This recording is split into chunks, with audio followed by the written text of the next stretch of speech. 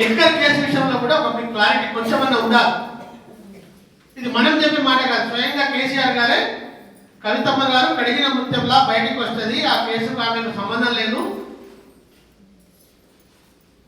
నన్ను రాజకీయంగా బీజేపీ మోడీ తెలంగాణలో అడగదొక్కడానికి నా మీద ఏం చేయలేక బిడ్డ మీద ప్రయోగించిండు అని తనే అన్నాడుగా ప్రెస్ లో, అందరు గమనించారు కదా. మరి ఈ మూడ కొడుకుల కాంగ్రెస్ ఏమైంది ఇప్పుడు? ఇంత క్లియర్ గా కేసీఆర్ చెప్పి పోనీ వాళ్ళకైతే బుద్ధి లేదో ఏమనుకుందాం. టీఆర్ఎస్ వాళ్ళకి ఏమైంది ఇప్పుడు? బీఆర్ఎస్ వాళ్ళకు బయటికి నెట్టేసిండు, బయటికి నెట్టేసిండు, తన మార్గంలో తను ప్రయాణం చేస్తున్నది, ఊకుంటే అయిపోతుందిగా. వీళ్ళు కూడా అదే రకమైనటువంటి బురద చల్లే ప్రయత్నం చేస్తున్నారు.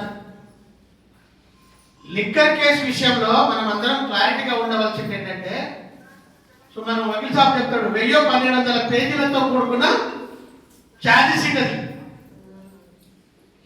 కోర్టు సబ్మిషన్ చేశారు.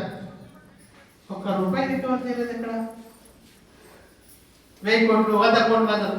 ₹1 కూడా అలానే రూప్ సింగ్ చేతులకు వెళ్ళి మన మహేంద్ర చేతులకు పోయిందని ఒక ఎవిడెన్స్ సబ్మిషన్ చేయలేదు. రాజకీయంగా ఢిల్లీలో ఆమ్ ఆద్మీ పార్టీని తొక్కాలి, తొక్కారా? చెప్తారే ఢిల్లీలో ఆమ్ ఆద్మీ పార్టీ తొక్కిరా? ఏమైంది ఇప్పుడు? ఎవరు ఇక్కడ ముఖ్యమంత్రి? అమ్మా మిమ్మల్ని అడతలేనే బ్యాంక్ అది అవగానే ఏం కాదు, వాళ్ళు నన్నే పరిచయం చేస్తారు, కొద్దిగా అయితే వాళ్ళకి మైకితే అంత ఇది కాదు. అంటే అక్కడ బీజేపీని తొక్కాలి, ఇక్కడ టీఆర్ఎస్ తొక్కాలి అని ఒక స్టాండ్ లో తీశారు. బీజేపీలో వాళ్ళు సక్సెస్ అయ్యారు. ఇప్పుడు ఆమ్ ఆద్మీ పార్టీ కేజ్రీవాల్ సీఎం గా లేడు, బీజేపీ పార్టీ సీఎం గా ఉన్నది. ఇక్కడ కేసీఆర్ కూడా సీఎం గా లేడు. వాళ్ళు కోరుకునేది జరిగిపోయింది. తర్వాత ఏం జరుగుతుంది చూద్దాం.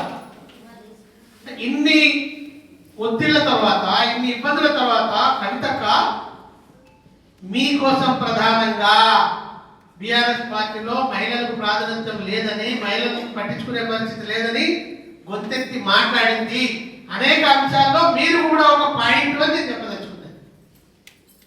ఒప్పుకుంటారో లేదో నాకు తెలియదు, కానీ బయటికి రావడానికి బీఆర్ఎస్ పార్టీలో ఆమె మహిళలకు ఇచ్చే ప్రియారిటీ కూడా ఒక కీలకమైనటువంటి ఘట్టం.